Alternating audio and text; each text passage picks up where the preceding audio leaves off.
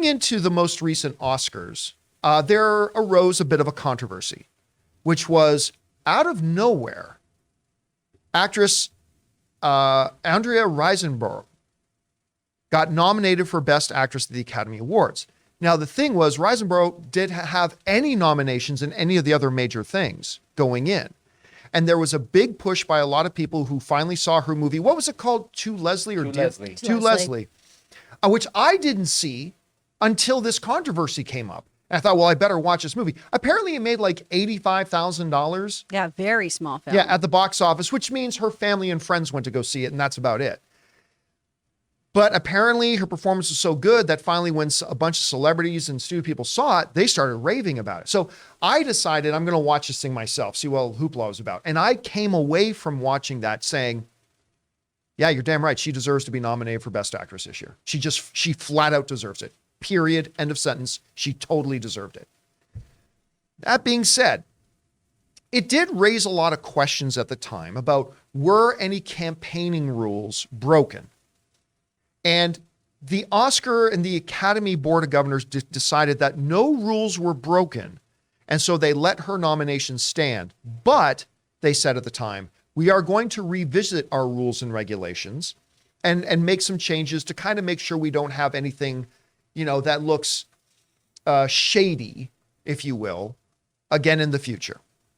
And that's what they said they were going to do. Well, the Academy has now come out and released what I consider to be some very extreme and restrictive rules when it comes to you, if you are a voting member of the Academy, and there are about 7,000 or 8,000 of them, many actors, actresses, writers, directors, producers, things like that. But if you are a voting member of the Academy, there are new rules you have to abide by that, like I said, are extremely restrictive. Let's take a look at some of them here. First of all, if you're a voting member of the Academy, you can post on social media about movies and performances that you love, but you cannot mention voting or how you will vote or how other people will vote. So it used to be that I'm a voting member of the Academy, like, oh my God, I just saw this movie called Flowers with Tilda Lily. And my goodness, Elizabeth McCotton is so good in it. I am definitely going to vote for her for the Academy Award next year. You can't do that now.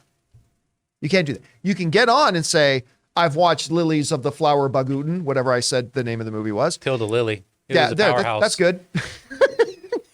You can get on and say, I watched this movie and I loved it. You can do that. You can even say, I watched the performance of this particular actor or actress and I loved them in it. You can say that. You can say the costume design in this was brilliant. You can say that. But what you cannot do now, if you're a voting member of the Academy, anytime during the year, is say, oh my goodness, Lilith Mongenheimer was so good in this movie. I can't imagine not voting for her when Oscar time. You can't do that now. So you can't make up names in movies then when you campaign. yes, you totally been totally restricted. You can't do that now. So you can't do that. You can still post on social media, but you cannot mention anything about voting, how you will vote, or how other people should vote. Also, you cannot discuss voting preferences in public forums. So if you're at a studio luncheon, you can't, forget social media, you can't at the studio luncheon say, hey, everybody, I think we really need to give a lot of consideration to Gloria Van Booten to get an award. No, you can't even do that in public forums.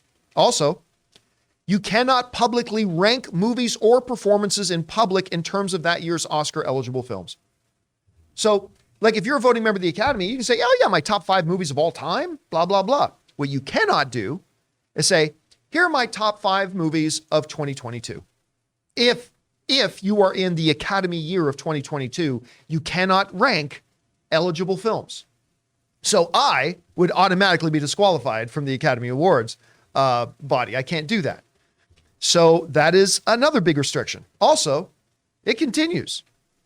Not only that, but you cannot encourage other voting members to vote or not vote for any movie or category. This is independent of social media, of whatever. You like if Chris was also a voting member of the Academy, which I know you're a voting member of SAG, but I don't think you are of the Academy. No. But if she was, if she really screwed on this show. If Chris and I go out to lunch, I am not allowed to say to her privately, Gloria Van Booten was really good. I really think you need to consider voting for her on your ballot. Instead, I'm just going to have to be like, la, la, la, Yep, no. exactly. You're not allowed to do it. You can't do that either. Also, you cannot privately encourage other voting members to vote or not vote for any particular movie or categories or any private correspondence, nothing like that. You can't do that at all. And here's where it gets, if you think, well, how would anybody know? Well, the Academy has set up a hotline email address that has been set up Neighborhood for watch, both baby. voting members and non-members can snitch on anyone they see Yeah. breaking the rules. So Let's go. if I was at lunch with Chris and I said, Chris, I think Gloria Van Booten really needs your vote. Chris can go, well, John Campea voted. He told me I should. Let me pull up this Yahoo email. It's like, what How do is you it stop people called? from lying, though? It's called like campaign procedures at oscars.org or something like that. Something really easy for people to remember. Yeah. Yes. Perfect. So, and you don't even have to be another Concise. voting member of the Academy. You can be anybody and say, hey, I was sitting in a McDonald's next to what I believe was John Campea and Chris Carr, and I heard John Campea encouraging Chris Carr to vote for somebody. I'm going to rat him out. You can do that. You can do that now. Let's get 'em all. Take this very seriously. McDonald's, huh? Also, the restrictiveness. Yeah, big spender. That's the story right That's the there. story. Forget the scandal. Big spender. Here's the other thing. Hosted screenings, special hosted screenings for movies used to be totally free and unlimited. You could do that if you want to. Now, at most, you're allowed to have 4 hosted screenings pre-nomination announcements. And after nominations have been announced, you are not allowed to have any hosted screenings. So if I was a Hollywood type and I really liked Gloria Van Booten's movie, I could say, you know what, guys, hey, listen, I can send a big email. I'm organizing an event. I'm going to have this big party at my place, at my estate. Come on by. We're going to watch her movie all together. Not allowed to do that anymore. Cannot do that. I mean, you can do it before any nominations are allowed, but each movie can only have that done 4 times. If it exceeds 4, you've broken the rules. And after the nominees are announced, you're not allowed to do it at all.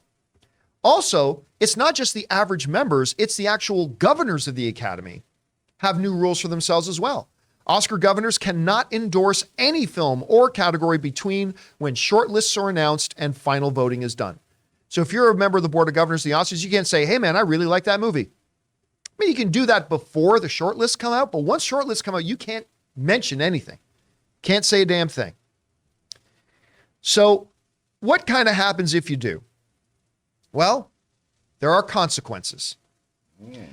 If you break any of these rules, penalties for violations may include, but are not limited to, suspending or revoking mailing house and communication privileges, revoking privileges to attend Academy events, disqualifying a motion picture, performance, or achievement for awards consideration, rescinding an Oscar nomination, revoking voting privileges, suspending Academy membership, and expelling a member for the Academy, all over a lunch at McDonald's over some McNuggets.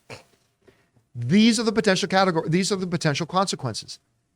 They're taking this very seriously because something the Academy apparently does not like and does not want is to have their integrity put into question. So they are going, I think, a little too far, maybe a little too restrictive here, but they're trying to protect their integrity, I guess. Chris, as a voting member of another organization in the entertainment industry, the Screen Actors Guild yourself, Yeah.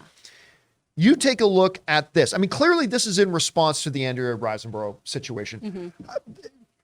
Common sense to extreme. How does this measure up with maybe some rules or guidelines with SAG? I don't know. What do you think of all This this? feels very extreme. And I stand by, too. I don't think that Andrew getting a nomination was the big kerfuffle. I think Danielle Detweiler not getting a nomination and someone like, Michelle getting one for... Everything Everywhere? No, the other one. Michelle from, I can't think of her last name right now, Michelle Williams. Oh, okay. Because 1, that was an lead actress role. And 2, I don't think that was a particularly strong performance given like the body of her work. But I think this is kind of ridiculous, especially from a SAG standpoint. I mean, we go to a lot of events and screenings, right, throughout award season to go watch these, to have people campaign, because that's part of the Oscars too, is there is an Oscar campaign that goes on with it. There's media that promotes it. The actors themselves promote it. There's lots of parties and things like that. Just like any kind of, voting race. You always have these kinds of events to raise awareness about the people who are up for these awards or these nominations or et cetera. So for SAG, we treat it like the Oscars where we do the ballot game a lot of times too, right? Of, oh yeah, I definitely voted for Michelle Yeoh. I'm so glad that she won. So is that going to be a weird thing now where I'm not supposed to do that? It doesn't make any sense to me because I feel like in real life too, you can always keep who you're voting for about anything to yourself. You never have to tell anyone who you're voting for in any walk of life. However, I don't understand why you speaking freely to a friend privately is that big of an issue, because I don't see any world in which me sitting down with you, right, and being like, listen, here's why you're wrong about this. Which is a daily occurrence. It is a daily occurrence, but it's an argument I rarely win. But it's usually not something where I'm going to change hearts and minds because I give an impassioned speech about why this performance is the best one ever. Film is subjective. So I feel like the voting process, it's going to be a very subjective process. It feels very, very strange to me to put these regulations in, mostly because of a film that people didn't really know about. I found this to be a pretty cool thing that happened, honestly, of, hey, this little film with a shoestring budget that barely made any money still got some notoriety. And is some of that because of people knowing her and campaigning for her? Absolutely. But then this incredible performance got to be seen by so many people. And I feel like that's what every filmmaker ultimately wants, is even if you are a indie filmmaker making tiny, tiny films, that they will still have these incredible performances that have the potential of making this kind of impact. So this just feels like a weird thing to be focusing on. I feel like there's a lot of other issues in Hollywood we could be directing our focus to instead of this.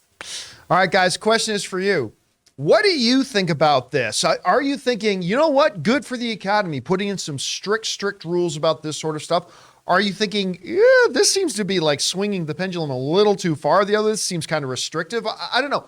What do you guys think about this? Whatever your thoughts are, jump down to the comment section below and leave your thoughts there. Today's episode of the John Campea Show is brought to you by Honey, the easy way to save when shopping on your iPhone or computer. Guys, more and more we enjoy shopping online, whether it's on our phones or our computers. And how many times have you gotten to the checkout and seen that promo code box and thought, man, if I only had a promo code, I could save some money? Well, thanks to Honey, manually searching for coupon codes is a thing of the past. Honey is the free shopping tool that scours the internet for promo codes and applies the best one it finds to your cart. So here's the situation. You're shopping online on one of your favorite sites, and when you go to checkout, the Honey button appears, and all you have to do is click Apply Coupons. Then just wait a few seconds as Honey works its magic and searches for coupons it can find for that site that you're on, and if Honey finds a working coupon, just watch the price drop. Recently, Ann and I were hanging out at home one evening and we decided to order in, and the Honey button appeared. I was able to apply a coupon and I actually saved like $6 or $7. It was that easy to use. And Honey doesn't just work on your desktop computer, it also works on your iPhone.